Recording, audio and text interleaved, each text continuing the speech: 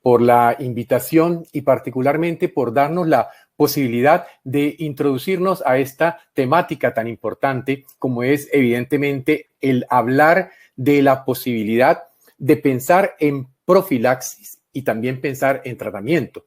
E indudablemente, después de lo que hemos oído hablar a Gian Arturo, pues quedamos muy preocupados. Esto nos muestra que posiblemente este 2021 no va a pasar tan simple ni tan rápido. Aquí vamos a tener indudablemente toda la serie de problemas post-COVID y problemas de las complicaciones inherentes o derivadas que pueden tener entonces este tipo de pacientes. Así que vamos a iniciar aquí básicamente nuestra charla hablando de que el SARS-CoV-2 básicamente tiene una carga mundial de infección alta que evidentemente nosotros todos tenemos muy claro y que por lo tanto se hace evidentemente necesario que nosotros pensemos en la posibilidad o en la necesidad de ayudarnos de manera directa a ver cómo enfrentamos esta patología.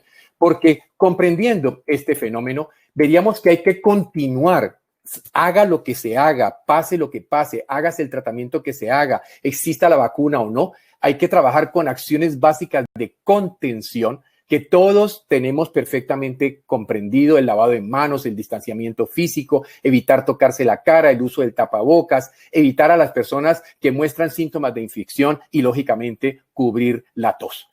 Y, de todas maneras, aquí es donde empiezan a surgir cosas importantes desde el punto de vista de la profilaxis, porque evidentemente si pensamos en esta realidad, nos vamos a dar cuenta de que son aquellas personas que no tenían buenos estilos de vida, que no tenían indudablemente una alimentación correcta, que no habían hecho cosas para prevenir la aparición de estas enfermedades y estas comorbilidades que son las que los están matando, lo que nos llevaría entonces a entender en la importancia de las acciones básicas de soporte, que van a permitir apoyar al sistema inmunológico para reducir el riesgo, la duración y la gravedad a través fundamentalmente de un estilo de vida saludable. Y es que veremos que en estas acciones básicas de soporte tenemos que trabajar prioritariamente con una dieta antiinflamatoria, alcalinizante, para favorecer precisamente el efecto de antiinflamación al activar el parasimpático, técnicas de regulación cuerpo-mente, este equilibrio simpático-parasimpático que aquí va a ser tan importante, el ejercicio moderado que tiene, bien sabemos, un efecto de tolerancia inmunológica y lógicamente también el papel importantísimo de la higiene del sueño. Tendríamos que recordar cómo en los últimos años se nos está hablando y se nos está diciendo que posiblemente dormir es uno de los aspectos más importantes y básicos en los procesos de biorregulación. Comprendiendo esto, entenderíamos entonces que aquí podemos utilizar un cóctel terapéutico de acciones y de elementos que nos permitan, por una parte, la prevención o por otra parte, la mitigación del riesgo de desarrollar el COVID-19, especialmente en las personas que tienen la alta vulnerabilidad, que serían indudablemente aquellas personas que tienen inflamación silenciosa, así como los mayores de 60 años o aquellos que indudablemente tienen las comorbilidades de tipo médico, porque es aquí donde necesariamente tenemos que trabajar fundamentalmente en estos pacientes con la serie de acciones que vamos a ir analizando a lo largo entonces de la charla. Así que, ¿qué vamos a darnos cuenta? Que la inmunoprotección, en el caso de las infecciones virales, es un tema que ya se venía trabajando y que, como en algún momento se dijo, va más allá de la vacuna. Porque evidentemente en las enfermedades agudas del tracto respiratorio, que por ejemplo en el 2016 tuvieron 2.38 millones de muertes en todo el mundo, y no estoy hablando de COVID, estoy hablando de enfermedades agudas del tracto respiratorio, pues revistas tan prestigiosas como Lancet nos llamaron la atención realmente en lo que significan este tipo de enfermedades de naturaleza viral. Y que estas infecciones graves del tracto respiratorio inferior son la causa más común de muerte, que están relacionadas con sepsis, como se pudo ver entre 1990 al año 2017, mostrándonos entonces realmente una mortalidad extremadamente significativa. Todo eso entonces que nos lleva a entender que hay una alta morbilidad y mortalidad por enfermedades de naturaleza viral, nos lleva a la necesidad de estrategias adicionales que busquen apoyar al sistema inmune y que busquen entonces reducir indudablemente las infecciones de naturaleza respiratoria viral que fácilmente son las que terminan generándonos problemas o complicaciones que llevan a cuidados intensivos. Así que tratemos de analizar un poco el impacto nutricional en la inmunidad y veremos que todavía, tristemente, faltan discusiones en los grupos de salud pública sobre inmunidad e infección en respuesta o en relación con las estrategias nutricionales, es decir, todos aquellos factores que nos llevan a la inmunoprotección, que nos llevan realmente a poder modular a que el sistema inmunológico se encuentre fuerte y pueda entonces enfrentarse de manera satisfactoria. Y fíjense cómo ya la propia Organización Mundial de la Salud nos está presentando pautas o seguimientos especiales para el aspecto nutricional, donde nos dice la importancia, por ejemplo, de consumir una inmensa cantidad de alimentos frescos de naturaleza alcalinizadora, ricas en polifenoles y en sustancias totalmente protectoras frente a la inflamación, en consumir grandes cantidades de agua para poder entonces que la matrix extracelular se pueda estar haciendo su turnover y que lleva incluso a recomendar estos jugos verdes y estos batidos verdes que a diario ya estamos recomendando a nuestros pacientes. El consumir la importancia de las grasas saludables, es decir, cambiarnos de las grasas saturadas y de las grasas proinflamatorias hacia las grasas monoinsaturadas y sobre todo, como veremos más adelante, el omega 3 que nos llevará hacia los procesos de la resoleómica. Limitar la ingesta de sal, pero muy especialmente limitar la ingesta de azúcar, posiblemente el factor más proinflamatorio, más acidificante, más crítico para los procesos de bioregulación a nivel de la matriz extracelular.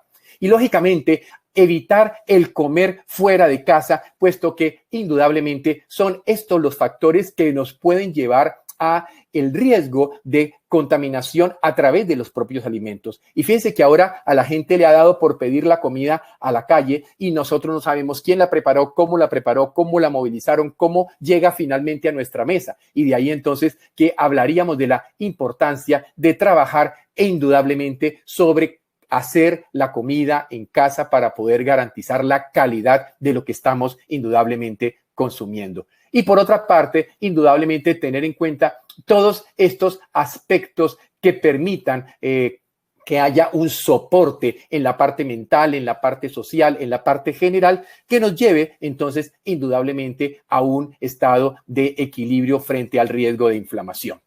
Ahora, por otra parte, viene el concepto del cóctel terapéutico, en el cual tenemos elementos como vitamina C, vitamina D, zinc, selenio, ácido eicosapentanoico, ácido docosahexanoico, medicamentos bioreguladores, algún grupo muy especial de reguladores de oxidación como quercetina, curcumina, resveratrol, y también la importancia de elementos como la melatonina y la ozonoterapia. Aquí, entonces, estaríamos frente a todo este importante grupo de elementos que dentro de lo que llamamos medicina integrativa de bioregulación nos permite enfrentar a este tipo de pacientes tanto en la prevención, tanto en el tratamiento como en el manejo del paciente post-COVID.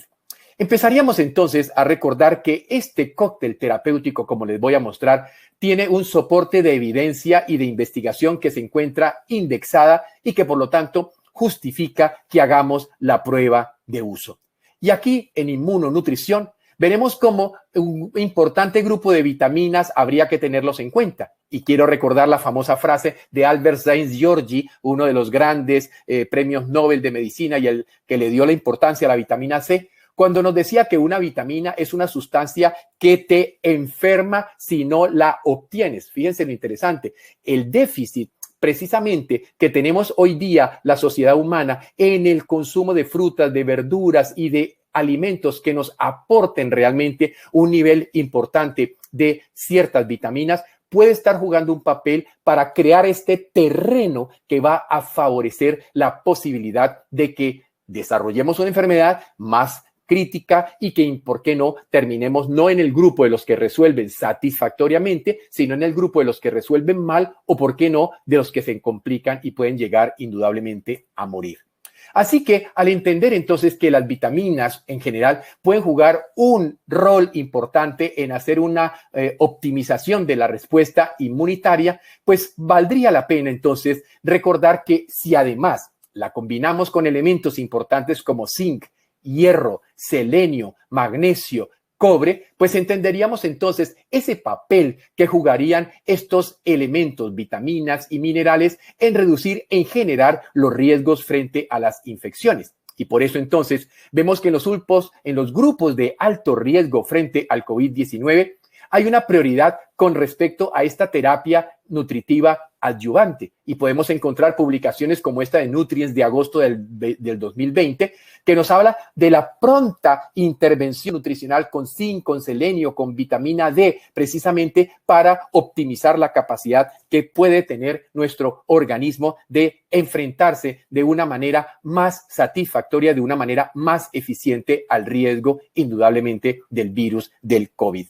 Así que veríamos aquí, y quiero mostrarles algo muy especial, he hecho el énfasis en presentarles lo que hay en este momento publicado en PubMed y cómo, por ejemplo, hay 125 artículos que pueden ustedes entrar a leer y a referenciar, que fueron publicados 125 de ellos en el 2020 y ya tenemos más o menos como unos 12 o 15 artículos en el 2021 para hablarnos precisamente del papel de la vitamina D. Y entenderíamos entonces en el papel de la vitamina C que hay una evidencia fuerte que muestra su importancia en la profilaxis y en la terapéutica. Si nosotros miramos en los años pasados, hay toda una inmensa cantidad de publicaciones. En una charla que di para Ecuador hace ya unos meses, presenté todas estas artículos que muestran indudablemente su papel protector y su papel frente a una inmensa cantidad de virus. Por lo tanto, esto nos daría el derecho de preguntarnos si sirve o si ha mostrado efectividad en tantos virus, ¿por qué no pueden ser los virus, los coronavirus también, un elemento en los cuales la vitamina C tenga un papel de importancia? Y allí entonces nos lleva a entender cómo se ha podido corroborar que la deficiencia de vitamina C hace a las personas susceptibles a infecciones respiratorias graves, como sería, por ejemplo, el caso de la neumonía. Y la publicación de Nutrients nos llama entonces la importancia en la vitamina C frente a todo lo que afecte al pulmón. Y aquí vemos entonces en Critical Care de diciembre del 2017, hablándonos de la hipovitaminosis C, de la deficiencia de vitamina C que se presenta típicamente en los pacientes críticos y que por lo tanto, a pesar de que muchos de estos pacientes estén recibiendo nutrición parenteral, se empezó en los estudios a demostrar que había déficit de vitamina C y que esto podía entonces ser un factor que empeorara la evolución o, por qué no, favoreciera que aparecieran fenómenos como la netosis, que ya el doctor Jan Arturo nos comentó, y que serían un elemento crítico en la destrucción, por ejemplo, del tejido pulmonar. Comprendiendo esto, veríamos entonces que en pacientes mayores, la severidad de la enfermedad y el riesgo de muerte se reduce con la suplementación, particularmente de vitamina C y en especialmente cuando los niveles plasmáticos son bajos. Se pudo demostrar esta es una publicación de Cochrane en la importancia de la vitamina C en la prevención y en el tratamiento de la neumonía. Y veríamos entonces cómo ya empezaban a aparecer en julio del 2020 en el British Medical Journal, hablándonos precisamente de la aplicación de altas dosis de vitamina C que arrancaban exactamente en 12 gramos y de allí para arriba en estudios multicéntricos randomizados con la finalidad de ver su papel. Y se pudo observar entonces cómo podían haber claramente efectos antivirales indirectos, cómo podía haber efectos inmunomoduladores, cómo podía haber una mejoría significativa en el paciente crítico, disminuyendo el tiempo de ventilación mecánica, algo que es absolutamente clave, disminuyendo el tiempo de estadía en las unidades de cuidados intensivos y el uso de vasopresores. también los efectos antiinflamatorios y los efectos antioxidantes, todo esto colocando entonces a la vitamina C indudablemente como un elemento de gran importancia. De hecho, en un 7.8% las altas dosis de vitamina C acortaron la estancia en las unidades de cuidados intensivos y hubo también una reducción significativa en la tasa de mortalidad. Por otra parte, disminuye la lesión pulmonar inflamatoria aguda, especialmente en pacientes que están recibiendo ventilación de tipo mecánico. Así que entonces, en esta publicación del marzo del 2020, se nos hablaba entonces lo importante que podía en un determinado momento llegar a ser el actuar lo más prontamente posible con vitamina C, sobre todo en esta situación. Y van a ver más adelante, cuando les hable un poco de la profilaxis, que incluso en este momento se recomendaría a la población en general aumentar el consumo, aumentar la suplencia oral, por ejemplo, de vitamina C, precisamente para poder garantizar que ciertos órganos que puedan estar deficitarios, porque hay que recordar que la vitamina C no se reparte por igual. Hay, por ejemplo, los leucocitos, las glándulas suprarrenales y los cerebros prácticamente se comen toda la vitamina C. Y los órganos secundarios como el páncreas, el hígado, los órganos que tienen que ver con el metabolismo, y ya los terciarios como serían la propia matriz extracelular, el tejido conectivo, etcétera, podrían quedarse realmente sin vitamina C. De ahí la importancia de la suplencia de vitamina C en estos momentos tan importantes frente a la pandemia. Por otra parte, sería entonces importante entender cómo el utilizar vitamina C se trabajaría como un coadyuvante precisamente en la infección respiratoria y en la sepsis asociada al COVID-19. En el cóctel terapéutico, entonces, se recomienda empezar a subir la dosis a 500 miligramos hasta 1 gramo oral cada 8 horas para lograr los niveles óptimos de la vía oral. Y es que les quiero llamar aquí la atención de un aspecto importante. Cuando ustedes dan los 200 miligramos diarios de vitamina C, solo están llegando a este plató renal que está más o menos en el orden de los 75 a 90 micromoles por litro, que permite que usted más o menos funcione, que no desarrolle escorbuto, pero que no le garantiza en ningún momento la potencial protección frente a procesos tóxicos o a procesos sépticos. Si yo aumento a 1 gramo y doy ese gramo, por ejemplo, puedo entonces aumentar a niveles entre 150 a 170 micromoles por litro. Y si yo ese gramo lo doy 3 veces al día, pues puedo mantener este nivel que es prácticamente el doble del nivel de base que estaríamos aquí observando en esta gráfica. Ahora, cuando ya la situación empieza a complicarse por la presencia de la patología, podemos entonces aumentar inmediatamente a 2 gramos cada 8 horas de la vía oral. Y aquí entonces fíjense que en este caso estoy llegando más o menos a los 180 o cerca de 200 micromoles por litro, y si lo mantengo 3 veces en el día, entonces voy realmente a mantenerme cerca de lo que se considera dosis óptima protectora de vitamina C. Y aquí quiero llamarles la atención de manera muy especial en el sentido de que cuando se hicieron estudios para decir si la vitamina C servía o no servía para los virus, realmente muchos de esos estudios tuvieron diseños metodológicos equivocados, porque daban, primero que todo, dosis muy bajas. Segundo, una sola toma en el día, cuando hay que entender que para yo lograr mantener los niveles de micromoles por litro necesarios para poder lograr los efectos terapéuticos, necesito dosis que realmente sean muy altas y que incluso, como pueden ver aquí,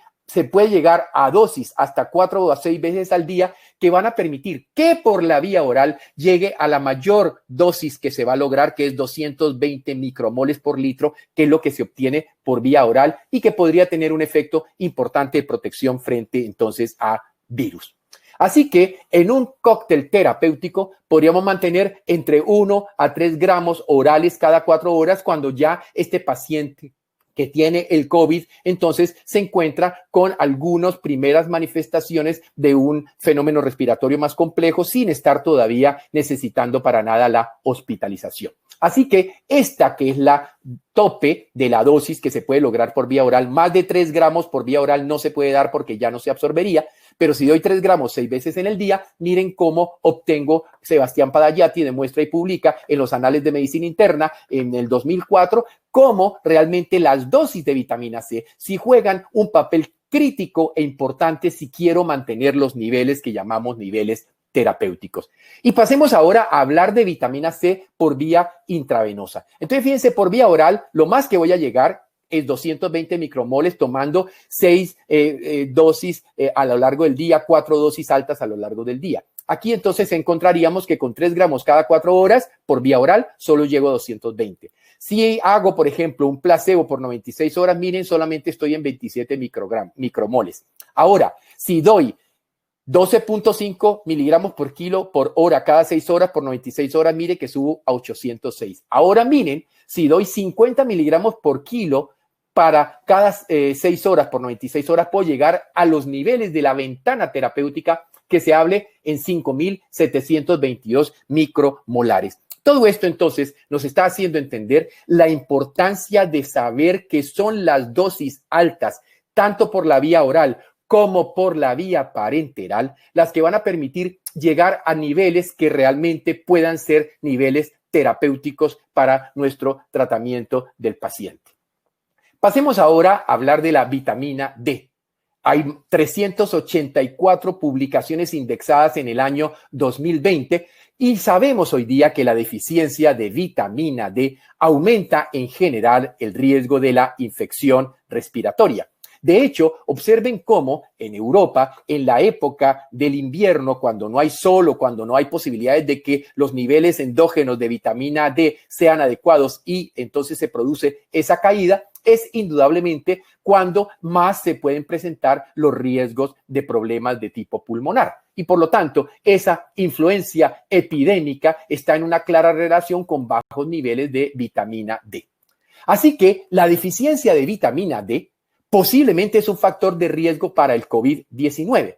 Y aquí vemos publicaciones totalmente recientes que nos muestran entonces el número de casos frente a la concentración de vitamina D y podíamos ver cómo a más baja esté la concentración de vitamina D hay más riesgo y a más alta esté la concentración de vitamina D hay menos riesgo. Ahora, estamos hablando entre el nivel entre 30 a 70. Ahora, ustedes tienen pacientes que les llega con 20 y pacientes que les llega, tuve en estos días un paciente con 13. Entonces, cuando yo tengo un paciente con niveles tan bajos de vitamina D, realmente su riesgo es bien importante porque evidentemente muchísimas de las personas que pueden estar desarrollando o empeorando o teniendo complicaciones precisamente con el COVID pudieran ser personas que estén típicamente en relación con una deficiencia de vitamina D, bien sea porque hoy pasamos 8 o 10 horas del día bajo la luz de los bombillos y no bajo la luz del sol, y también porque nuestra ingesta puede ser indudablemente una ingesta pobre. La vitamina D es un facilitador de la inmunocompetencia tanto innata como adaptativa. Y esto indudablemente puede relacionarse con la enfermedad del COVID, tal como ha sido las publicaciones de mecanismos en Endocrinology que hablan precisamente, esto es una publicación del European Journal de Endocrinología de noviembre del 2020, que nos llama precisamente entonces de manera muy especial la atención hacia el hecho de que debemos estar cuidadosos con tener los niveles correctos y adecuados de vitamina D. Hay que tener en cuenta que si tenemos bien y si tenemos sobre todo, que es lo importante ahora, las dosis de vitamina D que permitan subir por encima de 50 los niveles plasmáticos, detener las respuestas hiperinflamatorias y acelerar la curación de las áreas infectadas, principalmente del tejido pulmonar, como fue la publicación de PLOS de Pathology de septiembre del 2020, cuando hizo esa exploración, cuando hizo ese que podríamos llamar el linkeo entre lo que sería precisamente los niveles de vitamina D y la situación crítica o clara que podríamos tener en los pacientes de COVID. La evidencia satisface los criterios conocidos como criterios Hill de causalidad en un sistema biológico, que son fundamentalmente fuerza de asociación, consistencia, temporalidad, gradiente biológico y plausibilidad que nos llevan entonces a entender que de clara consideración tiene que tener o tiene que quedar pues perfectamente claro para nosotros que tenemos que estar atentos en todas las personas, incluso aquellos que estén sanos, aquellos que todavía no han hecho la enfermedad, para que eleven sus niveles de vitamina D y los mantengan pues en unos niveles que puedan convertirse en niveles de protección. Por otra parte, veamos qué pasa con omega 3 y el COVID-19. Hubo 40 estudios publicados en el 2020 que nos muestran algo importante. Los ácidos grasos omega 3, EPA y DHA juegan un papel importante y complementario en la resolución de la inflamación. Aquí entonces nos daríamos cuenta de que hay un fenómeno descubierto por el profesor Charles Serhan de la Universidad de Harvard que se llama la resoleómica. Es decir, la capacidad endógena que tenemos todos nosotros de resolver la inflamación a partir de resolvinas, maresinas, neuroprotectinas, toda una serie de lipoxinas, etcétera, moléculas que son moléculas de resolución. Pero resulta que estas moléculas necesitan la presencia de omega 3 porque son derivadas de allí.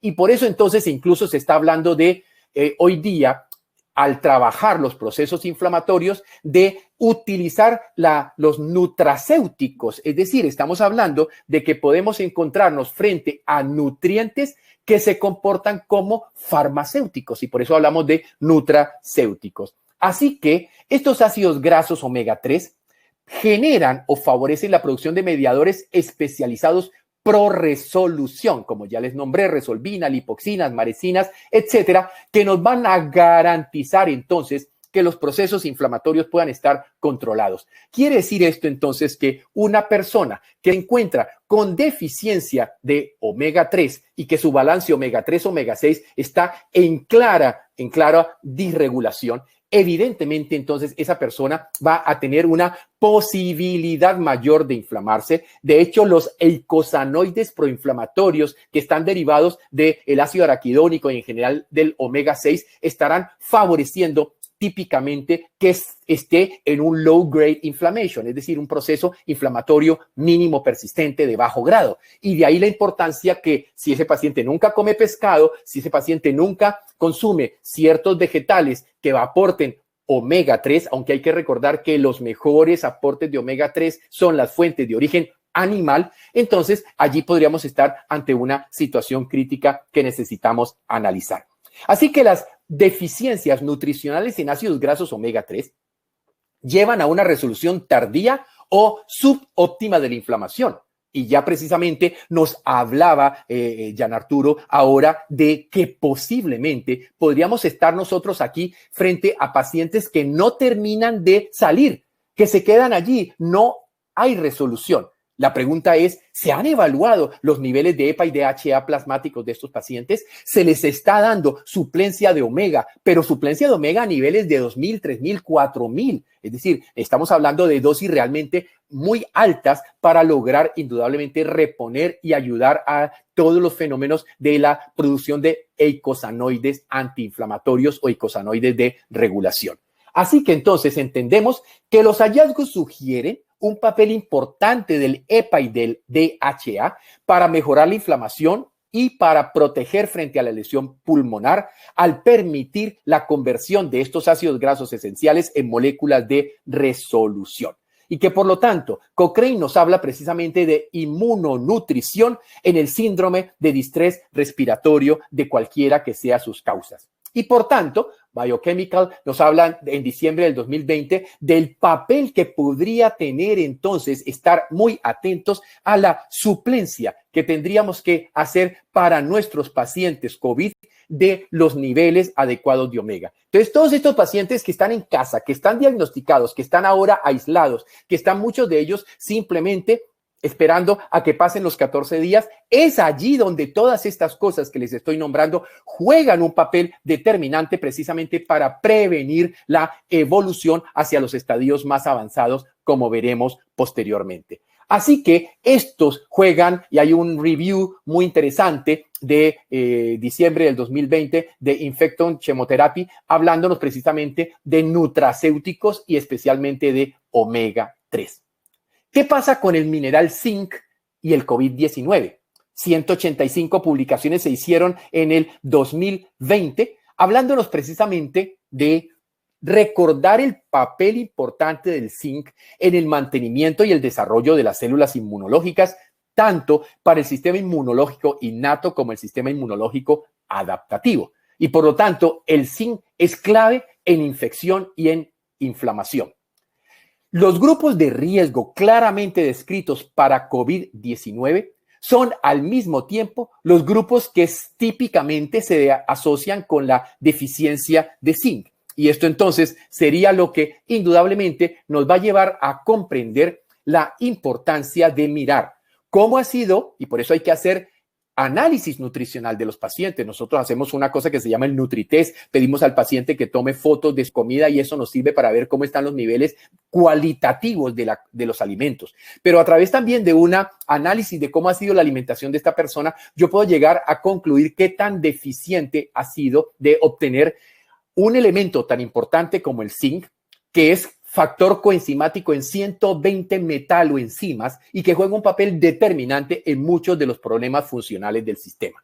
Así que, entendiendo esto, entenderíamos el zinc en el COVID-19 como los efectos ayudadores sería el papel antiinflamatorio, antioxidante, inductor de la metalotioneína, a la actividad del complemento, la actividad de las natural killer, la fagocitosis, sabiendo que también pudiera haber efectos por exceso de zinc, por eso hay que saberlo administrar, que podría ser toxicidad de zinc o deficiencia de cobre, porque yo tengo que recordar aquí algo muy importante y es que cobre y zinc son una pareja antagónica. Entonces, si doy mucho zinc, se baja cobre. Por eso hay que estar atentos cuando se hace la suplencia de zinc de dar alimentos ricos en cobre para de esa manera mantener el equilibrio, el balance, la homeodinamia entre estos dos elementos nutricionales. Y por otra parte, hay estudios, no me voy a profundizar en esto, que muestra el papel del zinc precisamente en todo lo que es la entrada del virus y la posibilidad de que haga todo su papel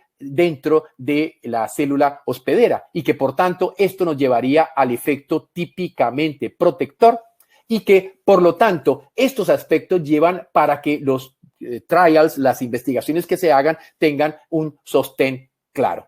El zinc protege o estabiliza la membrana celular, contribuyendo al bloqueo de la entrada del virus en la célula, como les mostraba ahora. Y por lo tanto, allí podría haber el papel claramente protector, el papel claramente profiláctico que podríamos tener cuando estamos dando entonces zinc.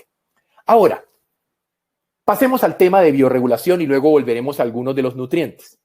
Necesito los medicamentos multimodo y multiobjetivo que me van a permitir entrar a trabajar en la biorregulación por fases. Recordemos entonces que queda claramente, Gian Arturo ahora nos habló precisamente de las fases en las cuales todas estas cosas que le estoy diciendo van a tener una importancia fundamental y que van a permitir posiblemente que el paciente tenga el menor riesgo de terminar siendo hospitalizado o mucho menos de entrar en las unidades de cuidados intensivos. Así que comprendiendo entonces este papel, veríamos que los síntomas más habituales son fiebre, tos, cansancio y los síntomas menos comunes serían molestias, dolores, dolor de garganta, diarrea, conjuntivitis, dolores de cabeza, pérdida del sentido del olfato del gusto, erupciones cutáneas. Y precisamente podría ser allí el punto donde nosotros entenderíamos o veríamos el papel de los medicamentos de biorregulación, que incluso los debo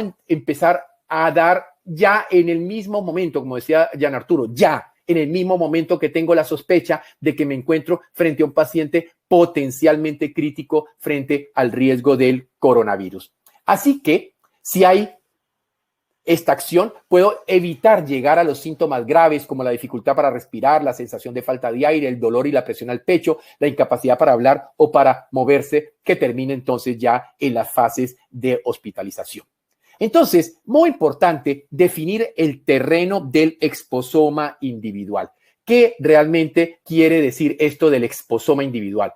¿Cómo ha sido el estilo de vida del paciente? ¿A qué factores tóxicos ese paciente ha estado expuesto? Esto será lo que indudablemente me va a servir o me va a ayudar a comprender cómo debo enfrentar desde la inmunonutrición y desde la bioregulación el trabajo de mi paciente. Entonces allí entendemos de que hay dos cosas.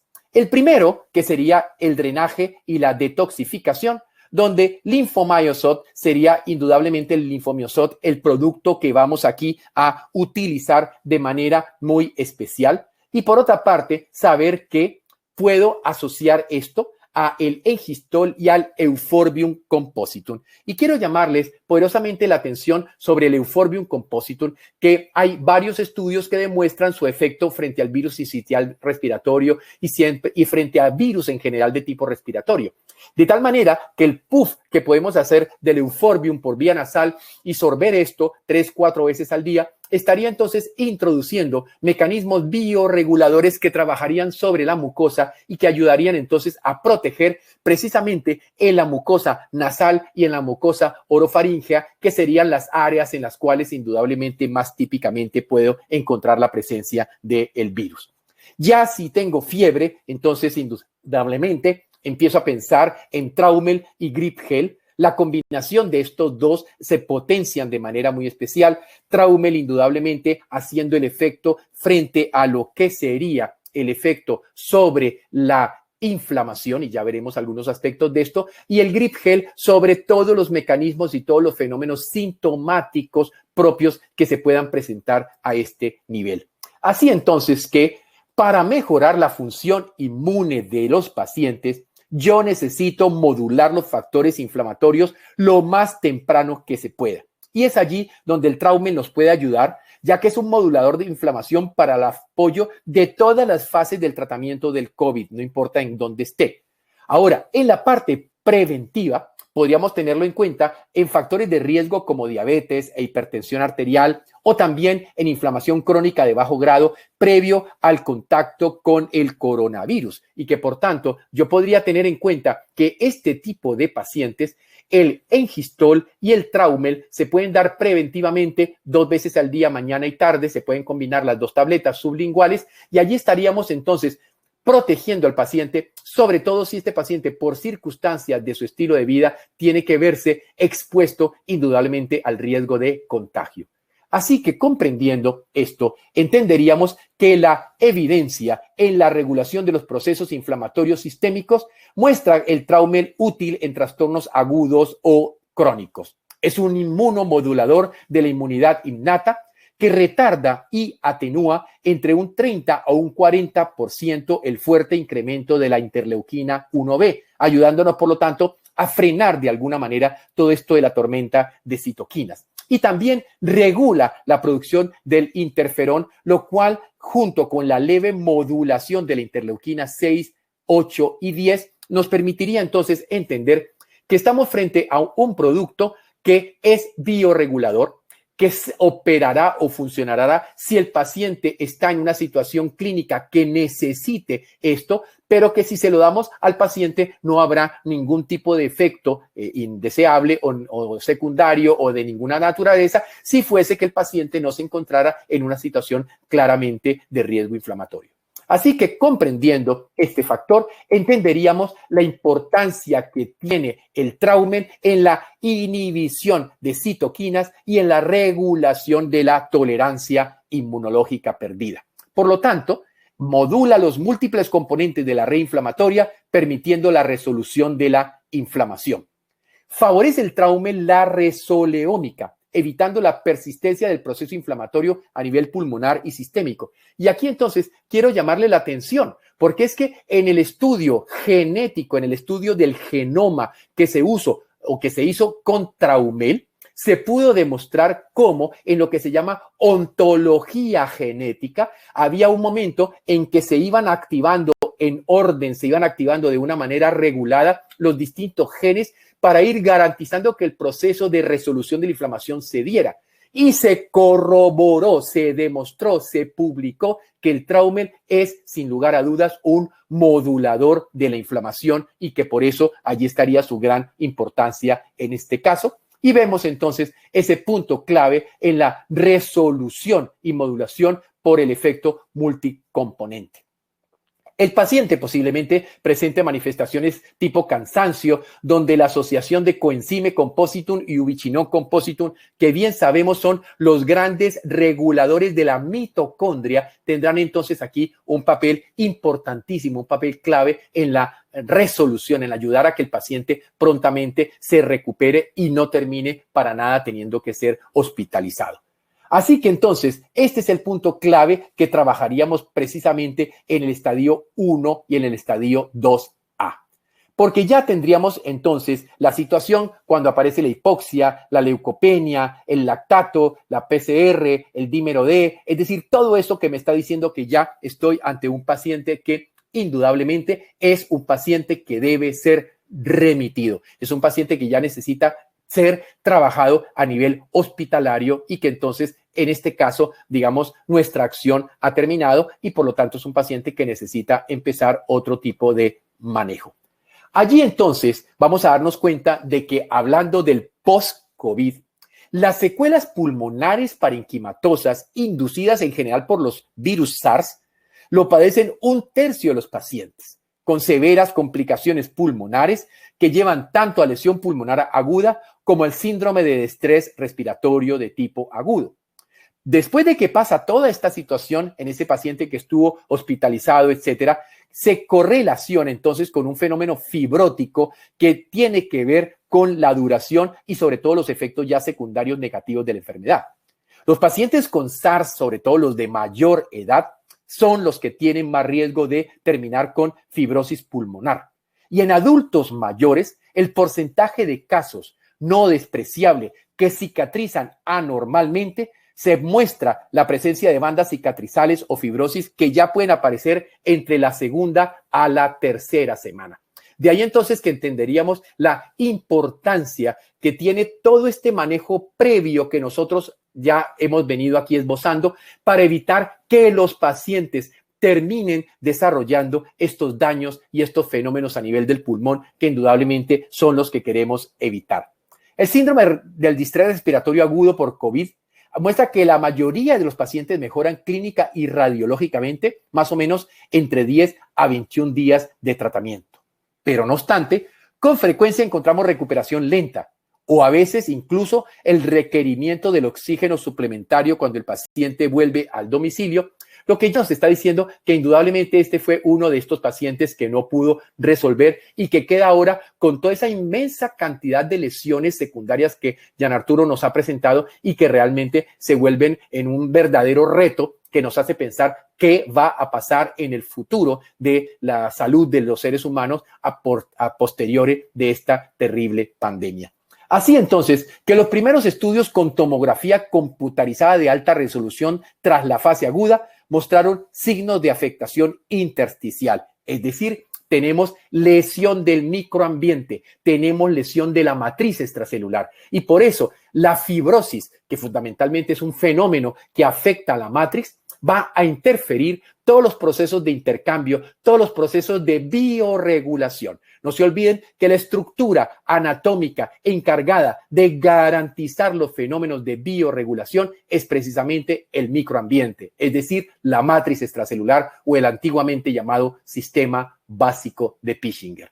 Así que la fibrosis pulmonar necesita enfoques terapéuticos antifibróticos, con la búsqueda del aumento de la esperanza de vida de estos pacientes. Y es allí, indudablemente, donde productos como un producto que uso desde hace muchísimos años se llama Wobenzym, el Wobenzym, que es tripsina, quimotripsina, papaína, rutoside, bromelina, dado en dosis altas y por periodos largos, me puede evitar tener que recurrir a esteroides o a otro tipo de fármacos y puede ser un punto importante en el manejo resolutivo de los fenómenos profibróticos generados en este tipo de pacientes. Pero en el programa de biorregulación tendríamos entonces en cuenta Bronchalis Gel, recuérdense que este remedio es bien importante, lo utilizamos típicamente en el paciente fumador. Es el medicamento que nos ayuda en los procesos de bioregulación de la bronquitis crónica del fumador y de los daños generados en el pulmón, precisamente por la exposición a factores de tipo proinflamatorio, como puede ser el humo de la leña que ocurre mucho en nuestros campesinos. También encontraríamos entonces la importancia de Mucosa compositum, que se llama Flamocine en Colombia, y el Ubiquinol compositum. Y quiero llamarles aquí la atención en la importancia del ejercicio. En los pacientes que hemos trabajado, hemos llevado siempre a un punto de que se trabaje lo más prontamente posible la recuperación, sobre todo ejercicios como puede ser la montada en bicicleta, por ejemplo, que se puede empezar con bicicleta estática y luego con bicicleta de ruta, que permita trabajar y obligar al pulmón a inhalar, exhalar en el máximo, precisamente para ayudar a la remodelación y a la recuperación de elementos importantes como serían precisamente el colágeno, la elastina, la fibronectina, es decir, todas esas estructuras del microambiente que necesitan ser entonces reparados de manera adecuada. Y ya aparece algo muy importante. Esta es una publicación del año pasado, finales del año pasado, en Neuroimmune Modulation, hablándonos precisamente de cómo el ejercicio era un excelente inmunomodulador y que por lo tanto aquí podría tener un efecto dual, porque no solamente sería el efecto positivo en la recuperación y regulación de la respuesta inmune del paciente, sino también el efecto regenerativo sobre el tejido pulmonar afectado en nuestro paciente. Así que hoy día se está trabajando precisamente en el ejercicio como una herramienta multimodal para la prevención y para el tratamiento de los pacientes COVID-19. ¿Qué pasa ahora con otros componentes que vale la pena que nombremos? La melatonina. 74 estudios se realizaron en el 2020. La melatonina es una molécula antiinflamatoria y antioxidante que protege contra la lesión pulmonar aguda y contra el síndrome de dificultad respiratoria aguda causada por los virus. En esta publicación precisamente del potencial coadyuvante de la melatonina, se lleva entonces a entender el papel tan importante que puede jugar esta molécula clave endógena, pero que ahora la podemos dar en dosis que oscilan entre 3 a 5 miligramos para ayudarnos precisamente en estos fenómenos que estamos analizando. Ya que las vías melatonérgicas a nivel de la pineal y a nivel sistémica influyen en la forma como los virus pueden impulsar los daños y los cambios a nivel de la célula. De tal manera que frente al COVID se ha podido entonces encontrar el papel potencialmente valioso que tiene administrar melatonina y lo haríamos entonces para estos pacientes que ayudará. Hay muchas más publicaciones, estoy tratando solamente de traer algunas, pero realmente les estoy mostrando que hay muchos elementos para analizar, estudiar y revisar y que van a ser de importancia para nuestro análisis y nuestro estudio. La curcumina, que además la podemos dar en forma de cúrcuma para comer, 54 estudios que mostró que que es un compuesto polifenólico natural, es capaz de inhibir la entrada del virus a la célula, de inhibir la encapsulación del virus, de modular las vías de señalización celular. También es capaz de permitirnos entonces, de esa manera, a través de estas acciones, de tener un claro efecto potencial de naturaleza terapéutica frente al riesgo del SARS-CoV-2 y por lo tanto el COVID-19. La curcumina regula varias moléculas en la vía de transducción de señales que están involucradas en la inflamación. Y todos ustedes recordarán cómo ahora la palabra inflamasoma se ha vuelto popular y los inflamasomas ahora han entrado a ser vistos con mucho mayor cuidado, sobre todo cuando estamos frente al COVID. Pues precisamente el NLRP3, el inflamasoma más crítico en esta patología, se pudo demostrar entonces cómo podía ser suprimido y cómo la regulación de la inflamación por curcumina podría estar dada precisamente por la capacidad que tiene este producto natural, esta planta, esta raíz que viene de la medicina ayurvédica para entrar a hacer los procesos de regulación de la inflamación. Y no quiero terminar mi charla sin recordar la importancia del ozono, 159 publicaciones, que sabemos mejora significativamente los índices de inflamación y oxigenación en los primeros 9 días, a pesar de los 14 o 20 días esperados. Es decir, esto es extremadamente importante. Lo hemos hecho, lo hacemos a diario en nuestros pacientes, tanto usando la pequeña hemoterapia intramuscular como la gran hemoterapia de 1 o de 2 pasos, 200 de sangre, 200 de ozono, a más o menos unos 25 hasta 35 microgramos por litro, y de esa manera hacemos 1 o 2 pasos de sangre que nos permiten que pueda funcionar. Si el paciente está un poquito más crítico, le ponemos un catéter de forma tal que le podemos hacer ozono en la mañana y le podemos hacer ozono en la tarde, y esto nos permite entonces encontrar resultados muy interesantes, ya que esta mezcla oxígeno-ozono hoy día se considera una terapéutica inmunocéutica. O sea, el ozono como un medicamento para el sistema inmunológico, y que por lo tanto esas evidencias reportadas vale la pena tenerlas en cuenta. ¿Qué beneficios se ha podido observar en el ozono? Reduce la hipoxia tisular, disminuye la hipercoagulabilidad, protege al riñón y protege al corazón, protege la función inmunitaria modulándola, la función fagocítica la mejora y controla la replicación viral alterada. Todo esto entonces indudablemente nos lleva a pensar que el ozono es una terapéutica que debe necesariamente estar incluida dentro de todo este programa que estamos haciendo con los pacientes, bien sea en la parte profiláctica o preventiva, bien sea en la fase de infección, en la fase 1 o en la fase 2A, en la cual entonces indudablemente todas estas acciones están permitiéndonos ver en la experiencia de los pacientes que evidentemente ninguno prácticamente de nuestros pacientes se ha complicado, solamente algunos que llegaron ya demasiadamente avanzados finalmente fueron hospitalizados, pero la gran mayoría que llegaron simplemente con el diagnóstico y que hicimos todo el trabajo, salieron rápidamente, se recuperaron rápidamente, presentaron sus pruebas negativas y permitieron entonces poder salir avanti de una enfermedad tan crítica como esta pandemia. Así que ese potencial rol que tendría la terapia oxígeno-ozono en el tratamiento de la neumonía del COVID-19 lo debemos tener en cuenta, y hay muchas publicaciones que nos están mostrando indudablemente esta importancia. Así que entonces, en esta charla, lo que les quería dejar era indudablemente el pensamiento de que hay muchas cosas que hacer. Desgraciadamente, muchísimos de los colegas convencionales ni siquiera saben que estas publicaciones existen, y están en PubMed, y están en las revistas indexadas, y están revisadas por pares, y vale la pena tenerlas en cuenta porque indudablemente pueden ser ayudas importantes. Es que aquí no estamos para decir que es que esta es la buena y esta es la mala y que este es el tratamiento que sirve y este no. Aquí estamos ante una situación tan crítica en el mundo actual que lo que necesitamos es indudablemente poder solucionar este problema crítico de lo que sería el SARS-CoV-2 y su enfermedad, el COVID-19, con una visión de naturaleza profiláctica y de naturaleza bioreguladora integrativa que nos permita ayudar de verdad a la gente que lo está necesitando mucho.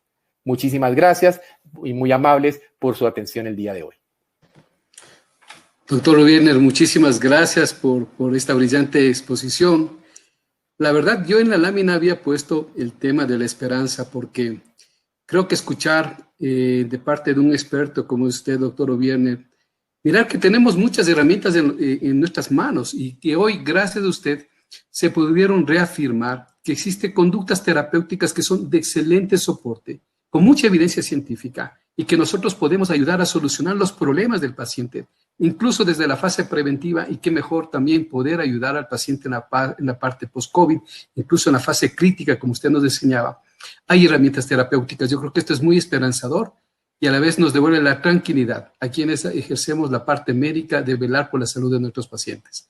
Así que muchísimas gracias por compartir su sabiduría, sus experiencias y dejar sumamente claro el tema y el panorama.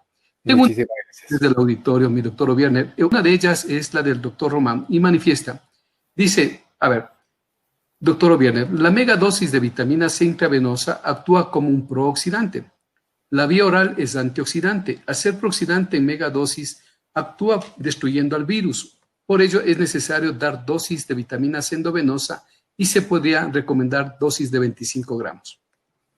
En su experiencia, doctor, ¿cómo estaríamos en la parte endovenosa? Bueno, básicamente, indudablemente, aquí hay que arrancar con 12.5 gramos, pero yo lo que tengo que ver es la clínica del paciente. Entre más crítico esté el paciente, indudablemente puedo pensar en dosis mayores. Ahora, yo puedo poner, por ejemplo, dosis de 12.5 gramos mañana tarde, o puedo poner dosis de 25 e incluso llegamos a dosis de 50 gramos en pacientes, sobre todo cuando ya encontramos compromisos vasculares, porque hay que recordar el papel fundamental que tiene la vitamina C en la protección del endotelio y en la protección de la microcirculación. Por lo tanto, podemos perfectamente llegar a dosis mayores. Aquí hay varias cosas que hay que tener en cuenta, indudablemente, cuando estamos dando las dosis que pasan ya de los 12.5, estamos indudablemente en una dosis prooxidante, pero la dosis prooxidante de la vitamina C despierta lo que se llama la ARE, la Antioxidant Response, la respuesta endógena antioxidante del paciente. Es decir, la glutatión peroxidasa, la catalasa, todas las enzimas antioxidantes del paciente empiezan ahora a optimizarse como consecuencia o como respuesta a las dosis altas de la dosis prooxidante de la vitamina C. Entonces, esa dosis prooxidante de vitamina C tiene acciones específicas, tiene además la posibilidad de garantizarme que llene el pool tisular total de todos los tejidos del cuerpo, como ocurre, por ejemplo, en el caso de los pacientes de cáncer, en los cuales damos dosis muy altas. Incluso existe una técnica que algún día la podremos comentar, que es lo que llamamos la glucometría fantasiosa. Y es que si usted toma, por ejemplo, la sangre del paciente y el paciente tiene, digamos, 96 de glucosa en sangre, usted le pone un suero de 25 gramos de vitamina C y 15 minutos después del suero de 25 gramos de vitamina C, usted vuelve y le toma la glucometría, el paciente puede tener 300 o 320 o 350, pero no es de glucosa, es de ascorbato, porque es que los glucómetros convencionales no pueden diferenciar entre glucosa y ascorbato. Y por eso es esto que hemos llamado la técnica indirecta de ascorbatometría. La utilizamos en todos los pacientes para saber si estamos en la dosis ideal de vitamina C para ese paciente. Muchas gracias, doctor. Otra pregunta de un colega dice, ¿cómo evitar la litiasis renal con dosis altas de vitamina C? Bueno, indudablemente hay que tener en cuenta de que solamente pacientes que estén en situaciones agudas de vitamina C, en situaciones agudas de litiasis, serían pacientes que no serían los más adecuados. Ahora, la vitamina C per se sabemos que produce un efecto claramente de diuresis y que no es que sea directamente el causante de los cálculos renales. Aquí hay otros factores, sobre todo el desequilibrio calcio-magnesio que pueden tener los pacientes que terminan haciendo este tipo de problemas. Si tú estás dando un suero de vitamina C en un tratamiento agudo de unos pocos días, la posibilidad de que eso te vaya a generar cálculos renales es muy pequeña. De hecho, hay estudios de seguimiento con dosis de vitamina C tanto en hombres como en mujeres, con poblaciones importantes en las cuales se demostró que la vitamina C a altas dosis no produce realmente el problema de cálculos renales. Y más vale buscar publicaciones indexadas que muestren lo contrario, es bastante pequeño. Es decir, existen publicaciones teóricas sobre la idea de la deposición del oxalato y toda la cosa, pero publicaciones de casos clínicos asociados a que la vitamina C o en estudios clínicos comparativos de placebo frente a vitamina C, ¿cuánto daño renal podía haber aquí? No. Si el paciente tiene problemas de creatinina, tiene un problema de daño renal, tiene una depuración de creatinina dañada, tiene un riñón dañado, no podemos dar vitamina C. Si el paciente tiene deficiencia de la glucosa 6-fosfato deshidrogenasa, no podemos dar vitamina C. Es decir, hay algunas condiciones. Igualmente, si hay hemosiderosis, si hay hemocromatosis, tampoco damos vitamina C. De resto, que es la gran mayoría de la población, podemos dar las dosis altas de vitamina C con bastante seguridad. Muchísimas gracias por esta aclaración, doctor. Una pregunta dice, ¿hay diferencia entre suero ozonizado con la autohemoterapia mayor? Bueno, el suero ozonizado ayuda, pero nunca es lo mismo que la autohemoterapia mayor. Los dos mecanismos son completamente distintos. Porque es que en la autohemoterapia mayor, cuando yo expongo la sangre al ozono, se producen dos fases. La primera fase es la generación de peróxido de hidrógeno, que sería precisamente la fase oxidativa que va indudablemente a disparar todos los mecanismos antioxidantes del paciente. La segunda fase es la formación de los LOPs. Los LOPs son los lipoperóxidos.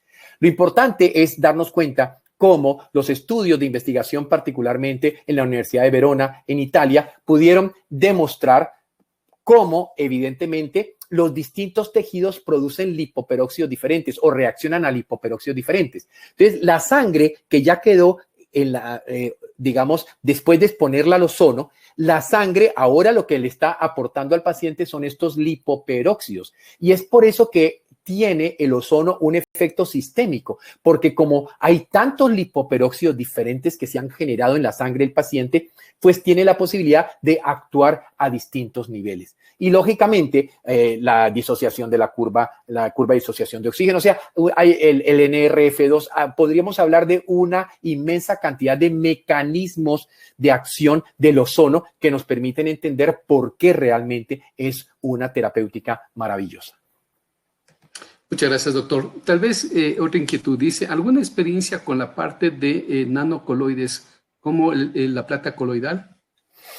Yo no tengo experiencia ahora con eso. Hace muchos años trabajé con plata coloidal, sobre todo en pediatría, y realmente funciona supremamente bien. Lo difícil realmente es conseguir plata coloidal de buena calidad.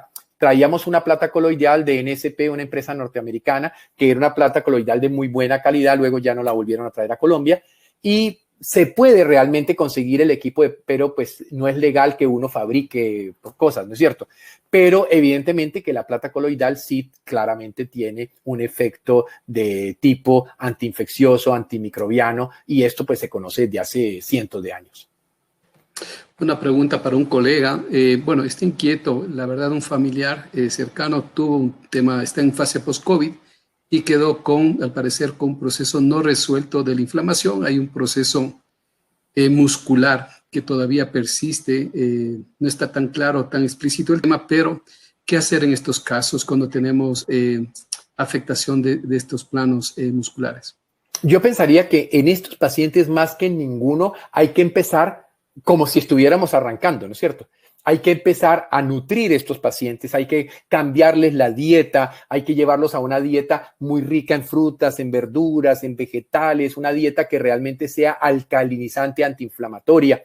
En algunos casos yo hago dietas donde me voy moviendo, por ejemplo, hago algunos días de un poco de cetosis, un poquito de dieta cetogénica, que hay dos publicaciones muy interesantes de dieta cetogénica en COVID-19, mostrando que, lógicamente, con las grasas correctas, con las grasas antiinflamatorias que mejoran la resoleómica, otros 2 días en los cuales puedo dar, por ejemplo, zumos verdes y hacer 24 horas de zumos verdes, y esos 2 días lo hago con ayuno intermitente, es decir, dejándole unas 13 o 14 horas solamente agua y los otros de solamente jugo.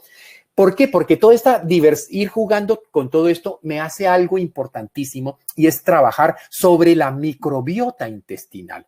Y es que pues no daba el tiempo, pero ese es otro tema que se nos quedó por fuera. La microbiota, el papel de los probióticos, los prebióticos, de la dieta con fermentados, que nos puede ayudar a controlar algo que en el paciente de COVID-19 es absolutamente fundamental, y es el síndrome de permeabilidad intestinal anormal, que son patologías o fenómenos típicas del síndrome metabólico de todos estos pacientes que están sufriendo esto que llamamos endotoxemia metabólica, que mantiene un proceso inflamatorio constante y persistente, que son muchos pacientes, como por ejemplo pudiera ser el caso del familiar de nuestro colega. Entonces hay que entrar a estudiar claramente ¿Dónde está la raíz del fenómeno inflamatorio de ese paciente? Porque no es que es un protocolo igual para todo el mundo, no. Cada paciente lo tenemos que estudiar desde su individualidad, que es una de las características específicas de la medicina de bioregulación, terapia individualizada.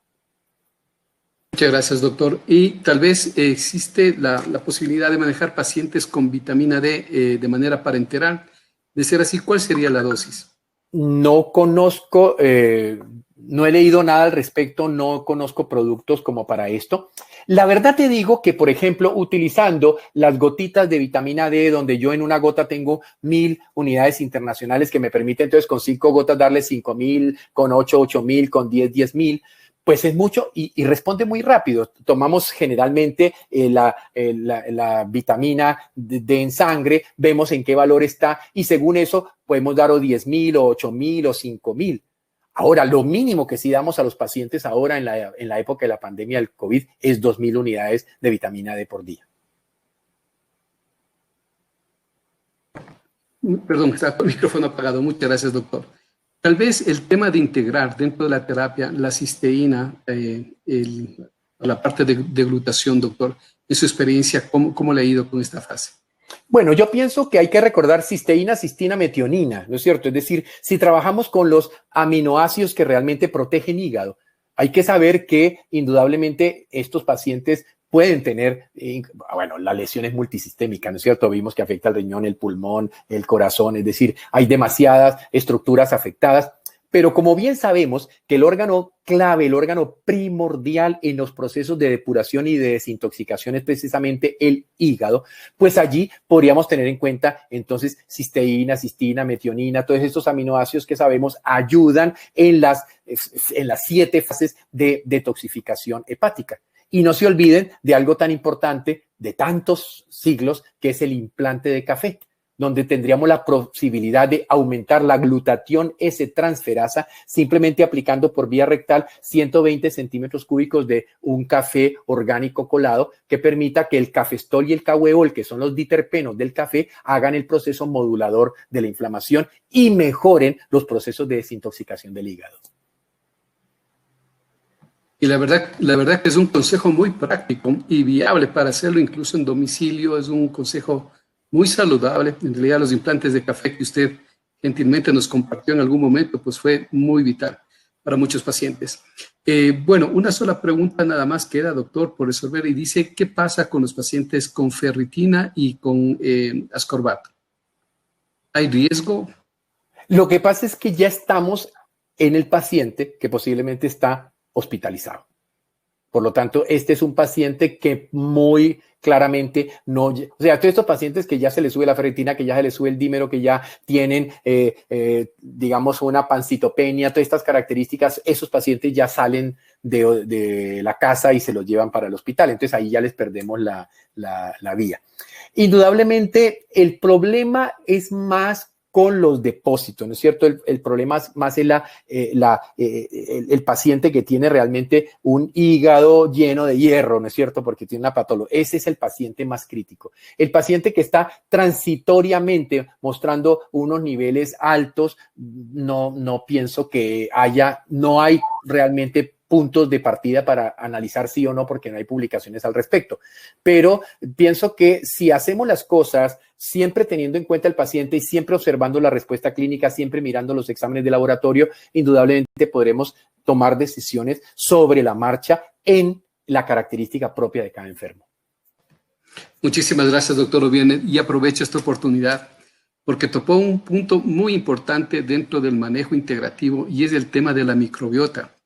Y precisamente el día de mañana quiero aprovechar, tenemos un webinar, quedan cordialmente invitados, por favor, estaremos con el doctor Medardo Rosales y también con la doctora Johanna Rodríguez, con quienes vamos a abordar esto que hoy ya nos deja el maestro sobre la mesa en el sentido de profundizar los conocimientos, porque entendiendo el eje que tenemos desde la parte intestinal hacia la parte pulmonar, vamos a descubrir todo lo que pasa en el proceso de disbiosis y cómo podemos solventar el tema de los pacientes su requerimiento. Doctor Obiene, muchísimas gracias por su participación. Quedamos infinitamente agradecidos y estamos seguros de poder contar con usted nuevamente acá en el Ecuador. Muchas gracias, muy queridos. Un fraterno a la distancia y muchísimas gracias. Y para todos los colegas, bueno, recomendarles que está nuestro equipo comercial presente. De requerir medicamentos, por favor, están ellos para atenderlos. De todas maneras, nuestros medicamentos están en las cadenas de farmacias más grandes del país, así como en nuestras farmacias, que son en las farmacias Ruiz Pharma, ubicadas en Quito y Guayaquil. Así que pueden visitar nuestra página web y, por supuesto, también podrán ser atendidos por esta vía. Muchísimas gracias a todos ustedes y una buena noche y que descansen. Nos vemos el día de mañana y les esperamos 19:30. Arrancamos con todo este evento. Nuevamente nuestro agradecimiento al doctor Jean Arturo y al doctor Arturo Wiener por haber estado con nosotros en esta velada tan importante científica. Estimado Jean, muchísimas gracias y reitero el agradecimiento. Hasta luego. Gracias. Un abrazo. Gracias. Y doctor Wiener, también reiteramos nuestro agradecimiento también. Muchas gracias por esta velada.